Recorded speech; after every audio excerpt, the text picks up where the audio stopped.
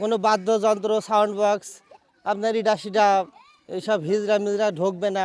আসলে এটা তো আসলে যদি আমরা বন্ধ করতে পারি তো অবশ্যই এটা ভালো একটা কাজ। মানে কি জন্য এটা আমাদের গ্রামের ছেলেরা লেখাপড়া করছে, মেয়েরা লেখাপড়া করছে, আসলে এরা তো আসলে মানে ভালোর দিক যাক। আসলে আমরা তো দিন গেলে আসলে খারাপের দিক পিছিয়ে আসছি, ভালোর দিক যাচ্ছি না। আর তার কারণে যদি এইগুলো বন্ধ হয়ে যায় তাহলে অবশ্যই আমরা ভালোর দিকে যাব। আর সেটাই হচ্ছে বা হতে চলেছে বা কার্যকরিতা হয়েছে।